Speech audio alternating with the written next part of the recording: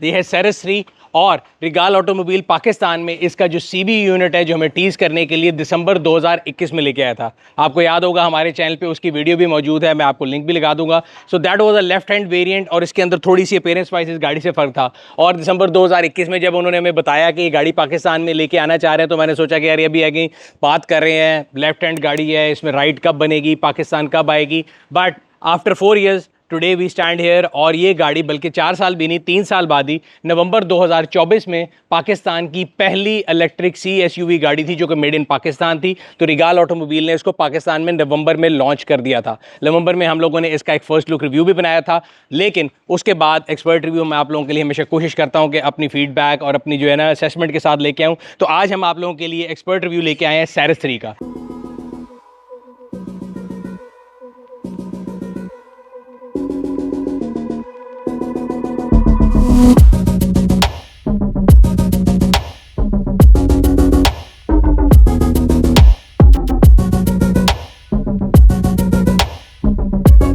अगर हम Ceres brand की बात करें तो इंटरनेशनली ये ब्रांड है तो चाइनीज़ ब्रांड, लेकिन सेल्स वाइज अगर ये बात करें तो एसयूवी कैटेगरी में टॉप 5 के अंदर आता है। इस गाड़ी की ओवरऑल डिज़ाइन की इंस्पिरेशन अगर बात करें, again inspiration is never bad. अगर आप किसी भी गाड़ी की बात करें और ख़ास तौर पे आजकल दुनिया जो है मार्केटिंग की दुनिया है, हम ब्रांड्स के ऊपर चलते हैं। लोग बात करते हैं कि जी किसी ने किसी की कॉपी कर ली। कॉपी करना बुरी चीज़ है अगर आप 100% कॉपी करें, लेकिन इंस्पिरेशन ड्रॉ करना, डिज़ाइन एलिमेंट्स लेना, वो I think there is nothing bad in it. और अगेन इस गाड़ी की जो डिज़ाइन फिलॉसफी है वो जो है बहुत ज़्यादा इंस्पायर्ड लगती है मुझे पोर्श मैकान से। Reason being designer of the car is same. तो अगेन जब डिज़ाइनर सेम होगा तो आपको कहीं ना कहीं वो एलिमेंट्स नजर आएंगे। ना सिर्फ गाड़ी बल्कि अगर आप गाड़ी की चाबी भी देखेंगे तो गाड़ी की चाबी भी अगर आप किसी को दिखाएंगे और वो बंदा अगर पोर्शा ओनर रह चुका है या वो गाड़ियों को समझता है तो वो कहेगा ये किसी पोर्शा की चाबी है। इस गाड़ी की अगर हम फ्रंट लुक की बात करें तो जो सीबी यूनिट आया था उससे जो सबसे ज़्यादा डिफरेंस है वो उसकी ग्रिल का है। उसकी ग्रिल बड़ी फ्यूचरिस्टिक थी अपने कहने के लिहाज से, और उसके अंदर वो ब्लू किस्म की जो है ना लाइनिंग बहुत ज़्यादा स्टार्स बने हुए थे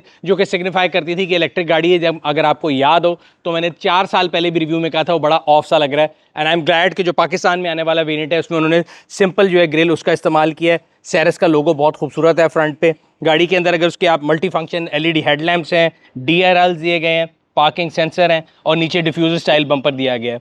फ्रंट लुक जो है वो बहुत ज़्यादा कोई कॉम्प्लिकेटेड नहीं की गई, बड़ी सिंपल रखी गई है। गाड़ी की जो लाइट्स हैं, हेडलाइट्स हैं, उनके अंदर आपको एक वेव जाती हुई नजर आएगी और ये वेव गाड़ी के अंदर साइड के अंदर आप देखें तो बहुत ज़्यादा जो है ना इस वेव को गाड़ी की डिज़ाइन में इस्तेमाल किया गया है। वो शीशों के अंदर हो, वो दरवाज़ों के कर्व के अंदर हो, या फिर यहाँ से अगर आप देखें तो ये भी आपको एक कर्व नजर आएगा जो कि मेरे ख्याल से गाड़ी की एरोडायनामिक्स के अंदर भी अहम रोल प्ले करेंगे। बीइंग एन इलेक्ट्रिक कार जो एफिशिएंसी है, एनर्जी की एफिशिएंसी, वो इसकी मेरा ख्याल है अटमोस्ट इंपॉर्टेंस है। साइड पे एक आपको लाइन नजर आएगी और एक नीचे से आपको ये वेव सी नजर आती है, तो ये सारा आपको एक ऐसा फील देती है जैसे कोई वेव पास बाय कर रही है। तो ये इसकी ओवरऑल साइड की डिज़ाइन फिलॉसफी है। एक और चीज़ जो आप साइड पे नोटिस करेंगे वो इसके मैट ग्रे अलॉय व्हील्स हैं जो कि 18 इंच में और बहुत खूबसूरत है। यहाँ पे आपको रूफ रेल मिल जाएंगे जो कि सिल्वर कलर में है। पैनोरामिक सनरूफ है। गाड़ी के अंदर स्मार्ट एंट्री मौजूद है। और अगर पीछे की तरफ आएँ तो पीछे जाते जाते रास्ते में आपको ये चार्जिंग जो है ये पोर्ट मिल जाएगी। गाड़ी में 2 किस्म की चार्जिंग पोर्ट सपोर्टेड है। पीछे की तरफ आए तो आपको यहाँ पे शार्क फिन एंटीना नजर आ जाएगा। High mounted roof spoiler with high mounted break lamp है। रेयर वाइपर आ जाएगा। सेरेस का लोगो आ जाएगा जो कि बहुत खूबसूरत है। बट अनफॉर्चुनेटली ये लोगो उतना ही बदसूरत है। आई डोंट नो इसके फॉन्ट को चेंज क्यों नहीं किया जा सका। हालांकि मैं 1-2 रिव्यूज़ देख रहा था, लोगों ने पॉइंट आउट किया था, हमने भी किया था, लेकिन उन्होंने लोकलाइजेशन में भी इसको चेंज नहीं किया। रियर टेल लैंप्स जो है बहुत खूबसूरत हैं। LED टेल लैंप्स हैं वे रनिंग सिग्नल्स यानी रनिंग LEDs हैं जिसको डायनामिक LEDs भी बोला जाता है।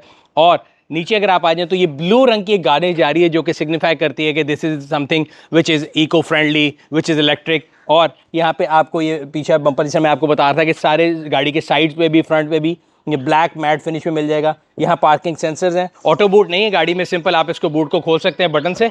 और जो स्पेस है वो काफ़ी ज़्यादा मौजूद है। इसके अंदर बूट सेपरेटर भी है। अगर आपने इसमें सामान रखना हो तो आप इसको मजीद 60-40 स्प्लिट इसकी सीट में उसको आगे कर सकते हैं। इसके अलावा अगर एक चीज़ देखें जो एक सरप्राइज़ है मेरे लिए, इलेक्ट्रिक गाड़ियों में ज़्यादातर स्पेयर व्हील नहीं होता, इसमें स्पेस सेविंग स्पेयर व्हील दिया गया है। ये आपको नज़र आ जाएगा यहाँ पे। और इसके अलावा यहाँ पे इसकी जो इमरजेंसी किट है वो सारी मौजूद है। और अपनी कैटेगरी में अगर मैं इसकी कंपैरिजन ड्रॉ करूँ which will be again CSUV में, अगर इलेक्ट्रिक की बात करें तो MG ZS EV, this car and BYD Atto 3, उसमें अगर हम कंपैरिजन वाइज करें तो इस गाड़ी के जो फिगर्स हैं wheel base wise, height wise, ये मेरा ख्याल है सबसे ज़्यादा इसकी हाइट भी है, जो कि बाद में हम आपको बताएंगे कि आपको काफ़ी ज़्यादा अंदर बैठने में ईजीनेस होती है। एक चीज़ जिसकी लोगों को शायद कमी महसूस हो, मुझे नहीं फील होता, वो ऑटो बूट का ना होना है। तो गाड़ी के अंदर कीलेस एंट्री मौजूद है, आप एक बटन की मदद से गाड़ी में एंटर हो सकते हैं। एक और चीज़ जो कि मैंने नोटिस की, ये ब्लू एक्सेंट जो पीछे वाले बम्पर में था ये साइड पे भी है, और गाड़ी के जो रेयर ग्लास है ये और ये क्वार्टर ग्लास, ये प्राइवेसी ग्लास है। पाकिस्तान में आने वाली बहुत कम गाड़ियाँ, बल्कि मेड इन पाकिस्तान तो मेरा ख्याल है किसी गाड़ी में प्राइवेसी ग्लास इससे पहले नहीं आता था, हैवल की कई गाड़ियों में था। सो इंटीरियर की तरफ चलते हैं। इंटीरियर में बैठते साथ जो पहली चीज़ आपको बड़ी फील होती है वो एक ओपननेस है, बिकॉज इंटीरियर का कलर ऐसा है। और अगर जैसा मैं आपको एक्सटीरियर में बता रहा था कि इंस्पिरेशन ड्रॉ की गई है, इसी तरह इंटीरियर की इंस्पिरेशन जो है वो मुझे लगता है, अगर मैं एक गाड़ी जिससे बहुत ज़्यादा इसका इंटीरियर मैच करता है या मिलता जुलता है, अगर मैं उसका नाम लूँ तो मेरा ख्याल है आपसे पहले आप खुद ही गैस कर लेंगे, MG। बिकॉज इसके AC वेंट्स, इसका जो टेक्सचर है, जो डिज़ाइन है, वो बहुत ज़्यादा सिमिलर है। ये नहीं कह सकते कि बिल्कुल कॉपी पेस्ट नहीं आप कह सकते, बट येट इट्स इंस्पायर्ड। इसका जो स्पीडोमीटर है वो बड़ा खूबसूरत है, इट्स LED। और इसका जो इंफोटेनमेंट सिस्टम है ये भी 10.25 इंच की जो है LED स्क्रीन है, यहाँ पे ये LCD है। और ये जो LCD है आपकी इंफोटेनमेंट सिस्टम की, आपको तमाम नेसेसरी इंफॉर्मेशन प्रोवाइड कर रही है। स्टीयरिंग व्हील खूबसूरत है, डी शेप्ड है। सेरेस का लोगो अगेन जो सेंटर में यहाँ पे दिया गया है, इसके साथ अगर आप यहाँ पे देखें तो आपके डिफरेंट कंट्रोल्स हैं, जिसमें आप ऑडियो सिस्टम, वॉइस कमांड, सारा कुछ इसके थ्रू चला सकते हैं। अगर राइट साइड पे देख लें तो हेडलाइट एडजस्टमेंट आ गई, down hill assist, hill start assist का बटन है, लेन असिस्ट जो है उसको अगर आपने ऑफ करना है उसका बटन है, ट्रैक्शन का बटन है, और ये साइड मिरर जो है इनको एडजस्ट करने का बटन है। गाड़ी के साइड मिरर जो है ऑटोमेटिक हैं, एडजस्टेबल हैं और हीटेड भी हैं। इसके अलावा अगर हम ओवरऑल डैशबोर्ड की बात करें तो डैशबोर्ड में ऊपर हार्ड प्लास्टिक है, नीचे सिंथेटिक लेदर जो है वो विद स्टिचिंग टाइप फंक्शन जो है ना उसको उन्होंने फिनिश दिया हुआ है। और यहाँ पे हार्ड बटन्स मौजूद हैं जिसमें आप वॉल्यूम कंट्रोल करना वो कर सकते हैं, और ऑडियो के जितने जो है ना चीज़ें उसको आप यहाँ से कंट्रोल करते हैं। एयर कंडीशन के लिए आपको टच स्क्रीन पे जाना पड़ेगा, जो कि अगेन मैं कहता हूँ तो अगर यहाँ पे उसके भी अगर हार्ड बटन देते तो थोड़ा लेस डिस्ट्रक्टिव होता, बट आजकल आने वाली तमाम गाड़ियों में ज़्यादातर जो है वो आपकी स्क्रीन के थ्रू ही सारे फंक्शन इसके ऑपरेट होते हैं। स्क्रीन जो है ये इसके अंदर आप नेविगेट करना हो बड़ा इजी नेविगेट कर सकते हैं। कनेक्टिविटी ना इसमें एंड्रॉयड ऑटो है, ना एप्पल कार प्ले है, इसका अपना एक सॉफ्टवेयर है, अगर आपने फ़ोन को मिरर करना चाहते हैं तो वो डाउनलोड कर सकते हैं। बाकी इसकी कनेक्टिविटी सही है। यहाँ पे आपको वायरलेस चार्जर मिल जाता है, बहुत ज़्यादा कोई हाई स्पीड चार्जिंग नहीं है बट ठीक है। यहाँ पे सर्वोस्की स्टाइल का गियर नॉब है, जो कि आजकल मैंने देखा है BMW में काफ़ी आ रहा है। और इसके साथ आपको 2 हार्ड बटन मिलेंगे। नीचे हैं हार्ड बटन्स के, तो फिर आपको यहाँ पे एक बटन नज़र आ रहे हैं जिसमें ड्राइव, कैमरा बना हुआ है, ऑटो होल्ड, और इसका जो बटन है ना ये फिर अगेन हार्ड बटन है, और ये AC का बटन है, इसको ऑफ करना है ऑन करना है यहाँ से कर सकते हैं, या ऑटो कर सकते हैं, या डिफोगर ऑन कर सकते हैं। ये ड्राइव का जो बटन है इसको आप दबाएंगे तो इसके डिफरेंट मोड है, ये आपको एक आवाज़ आई और यहाँ पे आपका ये मोड ऑरेंज हो गया, इसका मतलब स्पोर्ट्स मोड में चलेगी गाड़ी। दोबारा दबाएंगे तो ये नॉर्मल में आ गई, और दोबारा दबाएंगे तो फिर इको में आ गई। ये जो मोड सिलेक्टर है ये इससे बेहतर हो सकता था, बिकॉज ना तो इसमें कोई जो है ना आपको सिर्फ एक आवाज़ आती है और आप गाड़ी चला रहे हो, या तो आप इसको जिसे कहते हैं ना फिजिकल बटन होता है उससे चेंज कर लें, या इसमें हैप्टिक जो है ना रिस्पॉन्स आपको पता लगता है जब आप इसको फिंगर लगा रहे हैं कि आपको फील होता है कि हाँ जी मैं कुछ इसको कर रहा हूँ तो ये रिस्पॉन्ड कर रहा है। कई दफ़ा ऐसा होता है कि आप इसको लगाते हैं तो ये आपको पता ही नहीं लगता। अभी मैं इसको देखें चेंज कर रहा हूँ, 2-3 दफ़ा दबाने पर वो एक दफ़ा चेंज हो रहा है, तो इसमें मुझे थोड़ा सा लैग लगा। बाकी 360 कैमराज है गाड़ी के अंदर, उसका बटन है यहाँ पे, और आपको 360 कैमरा में आपको डिफरेंट किस्म की ऑप्शन दिए, आप इसको लेफ्ट राइट रेयर ये भी कर सकते हैं। और अगर आप इसको रिवर्स करें गाड़ी को तो ये आपको एक अच्छी चीज़ ये है कि इसके अंदर जो है गाइडलाइन जो है ये डायनामिक है, स्टैटिक नहीं है। इसके अलावा गाड़ी में 2-3 चीज़ें हैं जो कि हमने पॉइंट आउट की थी जब गाड़ी का CB यूनिट आया था कि उसमें इश्यूज़ थे। एक तो ये नीचे पार्किंग के अंदर जो ये बटन है इसमें लाइट नहीं थी, इसमें आ गई है। इसकी अलाइनमेंट का इशू था वो भी ठीक कर दिया गया है।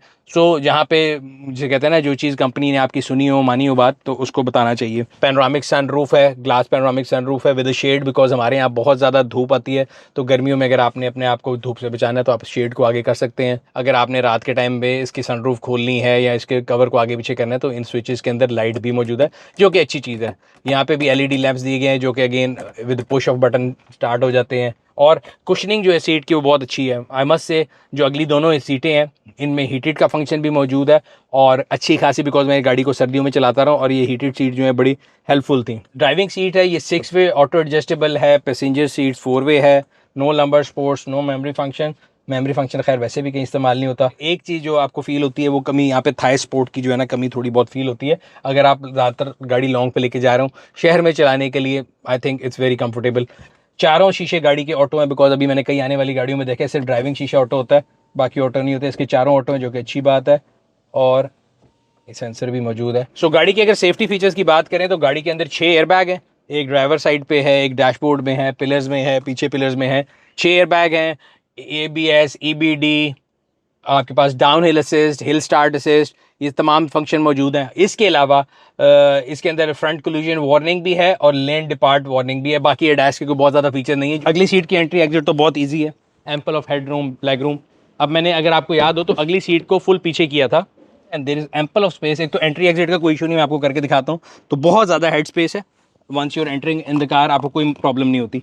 पिछली सीट की कुशनिंग भी अगली सीट की तरह बहुत अच्छी है। चाइल्ड आइसोफेक्स जो है सेफ्टी एंकर्स मौजूद हैं, अगर आपको बच्चों की सीट लगानी है। यहाँ पे आपके पास USB कनेक्टिविटी भी मौजूद है, AC वेंट्स मौजूद हैं सेंटर में। यहाँ पे आपके पास कोई भी बॉटल या कोई भी सामान रखने के लिए जो है पॉकेट है। दरवाज़ों के अंदर भी आपके पास पानी की बोतल रखने के लिए काफ़ी एम्पल स्पेस है। फ्लैट, क्योंकि गाड़ी के जो फ्लोर है वो फ्लैट है, अगर आपने इसमें 3 लोगों को भी बिठाना है तो आप आर्मरेस्ट को बंद करके बड़े आराम से, और ये भी नहीं कि आप बहुत ज़्यादा, कहीं वरना अक्सर गाड़ी में होता है कि सेंटर वाली जो सीट है वो बहुत ऊंची होती है, तो इसमें आप बड़े आराम से बैठ सकते हैं। यस, लॉन्ग पे बैठने के लिए इसकी जो कुशनिंग है वो बिल्कुल भी, जिसे कहते हैं, कंड्यूसिव नहीं है। लेकिन अगर आपने शहर में ट्रैवल करना है तो पिछली सीट पे 3 लोग बड़े आराम से बैठ सकते हैं, और अगर आपने लॉन्ग पे ट्रैवल करना है तो मेरे ख्याल से 2 लोग पिछली सीट पे बहुत आराम से ट्रैवल करके जा सकते हैं। There is ample of space available. आपके लिए 0 to 100 इस गाड़ी का चेक करके आपको बताते हैं।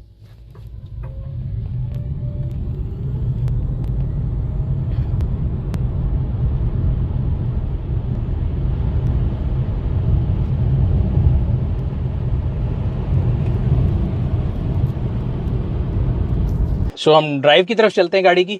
गाड़ी की सबसे इंपॉर्टेंट चीज़ ये है, because it's an electric car, बिल्कुल स्मूथ साइलेंट गाड़ी है। और कई लोग जो इलेक्ट्रिक गाड़ी पहली बार ही चलाते हैं उनको परेशानी होती है कि जब आप गाड़ी चलाते हैं तो आपको बाहर से एक म्यूजिकल सी आवाज़ आती है। ये तमाम इलेक्ट्रिक गाड़ियों में होते हैं। इसको बेसिकली आप कह सकते हैं एम्बिएंट वार्निंग भी कह सकते हैं, पेडेस्ट्रियन वार्निंग भी कह सकते हैं, क्योंकि वो लोग जो बाहर हैं उनको पता नहीं लगेगा कि मशीन आपको अप्रोच करी है, इंजन की कोई आवाज़ नहीं है। सो बाय लॉ जितनी आपके पास ये इलेक्ट्रिक या हाइब्रिड या प्लग इन हाइब्रिड गाड़ियाँ होती हैं, इनके अंदर एक ये साउंड आती है अगर आप इसको चलाएंगे एक सर्टेन स्पीड से कम। इसके अलावा बाकी गाड़ी में किसी किस्म की कोई आवाज़ नहीं है। It's super silent, super smooth. So गाड़ी की अगर हम बैटरी पैक की क्लेम्ड रेंज की बात करें, 49.3 किलोवाट आवर बैटरी, और क्लेम्ड रेंज जो WLTP रेंज के ऊपर है गाड़ी की, वो जो गाड़ी बता रही होती है कि जब आप 100% चार्ज करते हैं तो वो 350 शो कर रही होती है। अगर उसी को NEDC टर्म में देखेंगे तो वो 400 प्लस भी कर लेती है। यहाँ पे मैं आप लोगों को बताता चलूँ कि ये जो है ना एवरेज और एनर्जी कंजम्पशन, ये बड़ा इंपॉर्टेंट पार्ट है। बिकॉज हमेशा से जब हम देखते हैं जो गैसोलीन गाड़ियाँ भी प्रोड्यूसर्स थे ना, वो आपको एक ऐसी फ्यूल एवरेज बताते थे जो कि आइडियल होती थी, और वो चाहते थे कि आपको मैक्सिमम फ्यूल एवरेज पता लगे, बिकॉज ऑब्वियसली जिसने भी चीज़ बनाई है वो उसकी सबसे ज़्यादा तारीफ करेगा। इलेक्ट्रिक गाड़ियाँ क्योंकि एक नई चीज़ है, एक नया फिनोमेना है, तो अक्सर लोगों को समझ नहीं आता कि जो रेंज क्लेम है उसको कैसे डिकोड करना है। आपका भाई इधर मौजूद है। तो इलेक्ट्रिक रेंज जो है उसको डिकोड करने के लिए डिफरेंट स्टैंडर्ड है। सबसे लीनियंट यानी सबसे जो ऑटो मैन्युफैक्चरर्स का फेवरेट है वो NEDC है। सो NEDC पे अगर आप इस गाड़ी की रेंज देखेंगे वो 400 है। उससे नीचे WLTP है, उस पे आएंगे तो 350 है। उससे नीचे EPA एक स्टैंडर्ड है जो कि मेरे ख्याल से क्लोजेस्ट टू रियलिटी है। EPA पे ये गाड़ी तकरीबन 280-290 किलोमीटर देगी। इसकी अगर हम हॉर्स पावर की फिगर्स की बात करें तो इसकी जो हॉर्स पावर है वो इक्विवेलेंसी जो है 160 है, और टॉर्क की बात करें तो 300 न्यूटन मीटर ऑफ टॉर्क है, विच आर डिसेंट फिगर्स। ये गाड़ी कोई बहुत ज़्यादा तोप या तीली गाड़ी नहीं है कि जी आप कहेंगे जी इलेक्ट्रिक गाड़ी है और मैंने इसको दबाया तो दुनिया इधर से उधर होगी। And this is not the purpose this is car is built for. ये एक सिटी SUV CSUV है जो कि मेरे ख्याल से इसको बनाने का मेन मकसद ये है कि इकोनॉमी मिले आपको, एक डिसेंट पावर मिले। इसमें डिफरेंट मोड ज़रूर हैं, इको, स्पोर्ट और नॉर्मल है, और स्पोर्ट मोड में अच्छी डिसेंट परफॉर्मेंस देती है। बट अगेन कोई इसका अगर हम 0 to 100 कंपेयर करें, जैसे मैं आपको पहले बता रहा था कि अगर आप कंपटीशन से कंपेयर करेंगे, इस केस में कंपटीशन बनेगा MG ZS EV, और पाकिस्तानी मार्केट के लिए दूसरी गाड़ी जो है वो BYD Atto 3 होगी, तो शायद ये उन दोनों से स्लोएस्ट हो। लेकिन रेंज के वाइज अगर हम देखें तो again it's a trade off between. अगर आप बहुत ज़्यादा इसको तेज़ कर देंगे तो इसकी रेंज कम हो जाएगी। इसकी जो रेंज है प्रैक्टिकली जो मैंने इसको चला के देखा है शहर में विद एयर कंडीशन ऑन, ये आपको 280 से 300 किलोमीटर रेंज देती है, विच इज़ वेरी गुड। तो इस गाड़ी की मैं कैलकुलेशन कर रहा था आप लोगों के लिए। इस गाड़ी के 49 किलोवाट आवर्स की बैटरी है, तो इसका मतलब है अगर आप इसको चार्ज करते हैं तो आपको सिंपल सी बात बता दूं, आपके बिजली के 49 यूनिट्स लगेंगे। अब 49 यूनिट्स, आपका यूनिट कितने पैसों में है वो डिपेंड करता है गवर्नमेंट के क्लेम पे जाएंगे तो वो 35 रुपए कहते हैं, मैं कहता हूँ 70 रुपए है जी। हम मिड पॉइंट पकड़ लेते हैं कि जी 50 रुपए का यूनिट अगर आप इसको घर पे चार्ज करते हैं विदाउट सोलर, तो 49 का मतलब ये है कि आप समझ लें 50 किलोवाट आवर समझ लें, तो 50 इंटू 50 2500 रुपए में ये गाड़ी फुल चार्ज हो गई और 280 से 300 किलोमीटर चल रही है। इसका मतलब ये है कि पर किलोमीटर रनिंग कॉस्ट इस गाड़ी की 8 रुपए से नीचे है, 7.5 से 8 रुपए है अगर आप इसको अपने घर की रेगुलर बिजली पे चार्ज कर रहे हैं। अगर आप एक 660 सीसी की गाड़ी पकड़ेंगे ना, कोई भी गाड़ी जो मैक्सिमम फ्यूल एवरेज आपको 20 की भी देती होगी, तो उसकी पर किलोमीटर कॉस्ट भी 12 रुपए आती है। तो ये दोनों केसेस में अगर आप इसको अपनी वापडा की बिजली पे चार्ज कर रहे हैं, के इलेक्ट्रिक पे कर रहे हैं, यानी जो आपके घर में बिजली आ रही है उस पर कर रहे हैं, तो 8 रुपए के करीब, और अगर सोलर पे कर रहे हैं तो 4.5 से 5 रुपए पर किलोमीटर इसकी कॉस्ट है। तो ये इसकी रनिंग कॉस्ट है। सेकेंडली, मेंटेनेंस वाइज इलेक्ट्रिक गाड़ियों में there is no maintenance cost, there is no oil change, there is no fluid except for the brake fluid, और जो इसके कूलेंट है जो कि इसकी बैटरीज को ठंडा रखता है, तो उस लिहाज से कोई आपको कोई जिसे कहते हैं ना रनिंग कॉस्ट में आपको और कोई कॉस्ट नहीं पड़ेगी। सो हमेशा ये लोग बात करते हैं कि जो इलेक्ट्रिक गाड़ियाँ हैं ना उनकी जो बाइंग प्राइस है वो एक शायद थोड़ा बैरियर लगता है लोगों को, महंगी है, लेकिन उसकी जो रनिंग कॉस्ट है ना वो एक आम आदमी की जेब में आ जाती है। तो ये तो आ गया है इसकी लोकल कंजम्पशन की बात करें। अब अगेन ये हमारे यहाँ पे कई लोगों ने एक बना लिया है कि जी अगर इलेक्ट्रिक गाड़ी ली है तो पहला सवाल होता है कि जी इस्लामाबाद अपड़ जाती है, पहुँच जाएगी इस्लामाबाद। तो इस्लामाबाद पहुंचना दुनिया में किसी इलेक्ट्रिक गाड़ी की कामयाबी का जो है ना कोई टेस्ट नहीं है, ये हमारे मुल्क में बनाया गया है। लेकिन अगेन क्योंकि लोगों ने बनाया हुआ है तो हमने भी आप लोगों के लिए इसको हाईवे पे टेस्ट किया। अब इसका जो मीटर है वो आपको दो किस्म की एवरेज बताता है। ये आपको बता रहा है average energy consumption which is 16.4 kilowatt hour पर 100 किलोमीटर। जो ही आप इन गाड़ियों को, इलेक्ट्रिक गाड़ियों को रिंग रोड पे डालेंगे, हाईवे पे डालेंगे और एक कांस्टेंट स्पीड 110 120 पे लेके जाएंगे, तो जो एनर्जी कंजम्पशन है ये बड़ी बुरी तरह से डिस्टर्ब हो जाती है। 21, 22, 23 किलोवाट आवर पर 100 किलोमीटर पे भी चली जाती है। और ये गाड़ी तकरीबन आपको हाईवे के ऊपर 220, 210 डिपेंडिंग अपॉन आप उसको किस तरह चला रहे हैं, 220 किलोमीटर से ऊपर की एवरेज नहीं देती एक फुल चार्ज में। सो आप यहाँ से अगर इस्लामाबाद जाना चाहते हैं तो yes you can reach vera comfortably.